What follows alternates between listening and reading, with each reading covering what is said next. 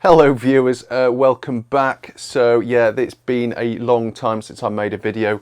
My humble apologies. There's been a lot happening in the lab of late, and I just haven't managed to make any videos.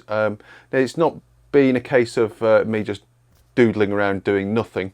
There's been a load of stuff happening with the whole Quantel side of things, and it's turning into a big massive thing, and it's really quite cool. But it's kind of distracted me a little bit from making videos, so I wanted to get this update video out and then hopefully change that around and start making videos again.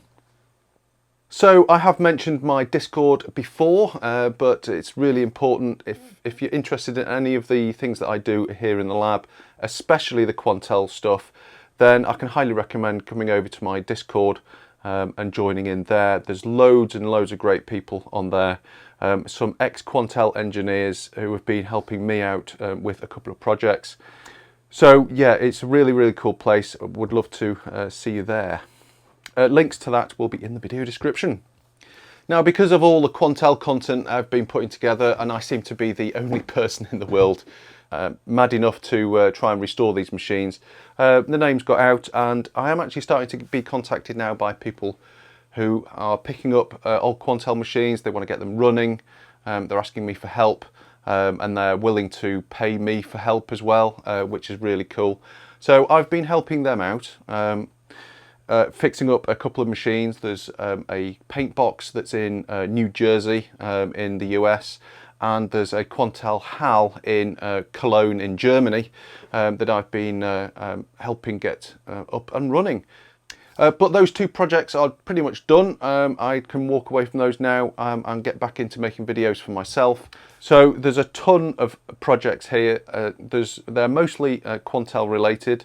I think it's probably safe to say that all the Quantel content that is appearing, I think I never expected all this Quantel content to be on my channel. I thought it would be a channel where it'd be just a load of weird stuff, teardowns and a bit of science and a bit of this and a bit of that. But I think it's coming clear now that I've done so much with the Quantel stuff, and there's people out there now who need and wanting help with their machines. I think it's safe to say that this will start to become more of a Quantel orientated channel. I probably will still have teardowns and the various random things like that, but I think for the most part it's going to be Quantel related. And I don't think that's a bad thing. It actually gives a bit of focus to the channel. It means that we can actually focus on these machines and look at them in a bit more detail. I can hopefully get a bit more professional in making them videos and trying to explain them a little bit better, rather than just doing random teardowns, which I know everybody likes, but I think it's good for the channel to have a focus. So one of the issues that I've had is because I haven't been making videos, a load of stuff has piled up, and I have no idea what to start on next. We've got the DPB. I have not touched that in months. We were just about to get the disk emulator installed into that to see if we can get that up and running. So we have a load of projects coming up. They are mostly Quantel related, but not exclusively. We're going to have a look at those in a minute, and what I think I might do is actually let you choose what you want to see next, with the exception of the DPB, which is definitely coming next, because I definitely need to get that sorted. I've not touched it in a very long time, and it's really important that we get back into fixing that up. But the video that comes after that, I'm going to let you choose what you want to see, because there's a couple of little interesting projects that you might be interested in. So obviously project one is the DPB, the Quantel DPB 7001 restoration. Got to the point where I was just going to start installing the SMD emulator, but it all got sidelined for various reasons. So we need to get cracking on that again. Now, one of the other projects I've got is I've recently picked up this looking glass portrait, which is a holographic display. So I thought that might be cool to have a look at. Can't really do a teardown on it because of the way it's made, but we might be able to sort of open it up on the back, so have a look what's actually inside it. But that's really cool, sort of holographic display there. So yeah, that's quite a cool thing that I just picked up in the lab. That was a Kickstarter project so that I backed, and that arrived not too long ago. So that's something we can look at. We also have a bit of broadcast equipment. This is a Tektronix WFM601A waveform monitor. I picked up one of these because it's just handy to have when you're doing stuff with all the Quantel machines that I'm doing. The next thing, I've actually had this a while. Now this is a DVT smart image sensor. It's manufactured by a company called Cognex. Now what this is a programmable camera which can do machine vision and process various things based on what it's actually seeing. So it's quite a cool bit of kit. I've got all this up and running on an old Windows XP machine.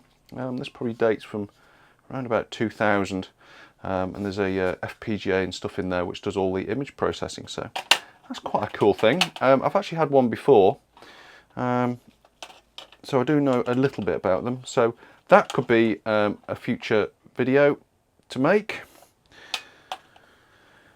Now the next projects are actually out in the shed because they're too big to keep up here, and unfortunately I don't have the battery for my camera, so I'm going to have to shoot this on my phone. So my apologies for the poor quality of the video in this next section. Right, so here we are in the shed, and as you can see we've got a rather large pile of stuff, and this is mostly Quantel. So at the bottom of this machine here, this is a Quantel HAL, specifically a HAL Express. So I picked up these recently because there was a guy who had a load of Quantel kit and he wanted to shift them on. So I picked up this HAL Express. Got a Quantel DL221 disc array which goes with the HAL, and we've got another HAL Express just there. This is another bit of kit which is Quantel related. Really cool bit of kit this. Dates from sort of the late 90s and sort of moves into the noughties a little bit. It's manufactured by a company called 5D. It's called a Monster Masher, and it works with the Quantel stuff because it gives you plugins into the Quantel interface and it renders special effects. So that is an old Pentium 3 machine which does all that rendering.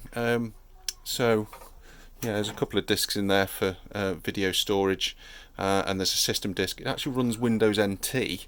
Now thankfully the system disk is absolutely fine. I've made a backup of that, and I've got all the software off it, so that's something that we're going to be looking at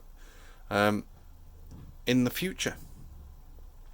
In terms of the Quantel HAL machines, I know one is partly working. I don't know about the other one because I've not even powered it up. The DL disc array is a bit of an issue because I know a lot of the discs have gone bad in it.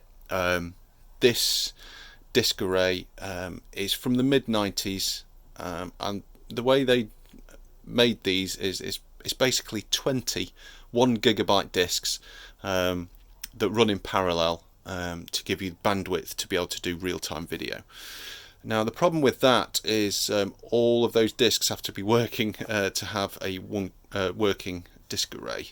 So it is a bit of a problem because getting 20 old SCSI discs working is a problem. So what we will do in the future in terms of working out what will replace the DL or what we do with it, I don't know. But the good thing is that the HAL machine itself can boot up without the DL, but you just don't get any of the video processing. It basically is like a great big paint box basically. So it does mean that we should be able to get at least one of these two HAL Express machines up and running, and then we'll look at what we do about replacing the DL disc array, because yeah, it's a bit of a problem, that. So if you don't know much about the Quantel HAL, it's quite an important bit of kit. It's essentially a video compositing machine. So what it allows you to do is composite video on top of video, which is quite a cool thing. It's something that the Quantel Harriet, which you've seen before on my channel, can't do. That can import video and put animated stuff over the top of it, but it can't do video on top of video. But that's what the HAL did, and it can do it to a pretty high standard.